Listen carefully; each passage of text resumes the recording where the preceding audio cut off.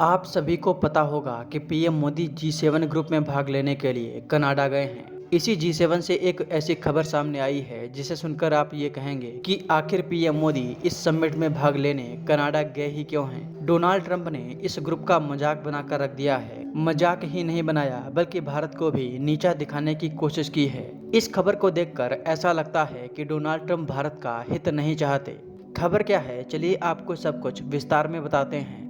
अगर आप G seven group को देखें तो इसमें America, Germany, Japan, Britain, France, Italy और कनाडा शामिल हैं। 2014 से पहले इस ग्रुप में रूस भी था, लेकिन जब रूस ने 2014 में यूक्रेन के क्रीमिया पर हमला किया तब रूस को इस ग्रुप से बाहर निकाल दिया गया था।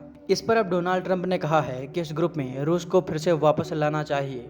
इतना ही नहीं, डोनाल्ड ट्रंप ने कनाडा में कनाडा के प्राइम मिनिस्टर के सामने खड़े होकर ये तक कह दिया कि बराक ओबामा और ट्रूडो नाम के किसी व्यक्ति ने रूस को पता नहीं क्यों इस ग्रुप से बाहर निकाल दिया। ट्रंप यही नहीं रुके, उन्होंने ये तक कह दिया कि चीन को इस ग्रुप में शामिल करके इस ग्रुप को जी7 से जी9 बनाया जाना चाहिए।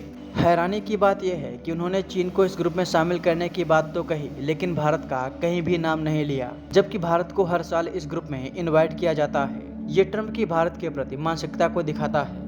इतना ही नहीं, डोनाल्ड ट्रंप जी7 की मीटिंग को बीच में ही छोड़कर चले गए। जैसे ही पीएम मोदी कनाडा पहुंचे, उसी दौरान डोनाल्ड ट्रंप कनाडा से मीटिंग को छोड़कर चले गए। इसका कारण उन्होंने इजराइल और ईरान युद्ध को बताया। ट्रंप के मीटिंग को छोड़कर जाने के बाद फ्रांस के राष्ट्रपति इमैनुअल मैक्रोन ने ट्रंप के खूब मजे लिए। उन्होंने ट्रंप को लेकर ये तक कह दिया कि डोनाल्ड ट्रंप ईरान और इजराइल के बीच सीज फायर कराने गए हैं। ट्रंप ने जिस तरह से भारत और पाकिस्तान के बीच सीज फायर कराने का दावा किया था, हालांकि भारत ने इस दावे को खारिज कर दिया था, उसके बाद भी डोनाल्ड ट्रंप सीज फायर का जाप करते रहे। इसीलिए मैक्रोन द्वारा की गई यह टिप्पणी मजाक के तौर पर देखी जा रही है।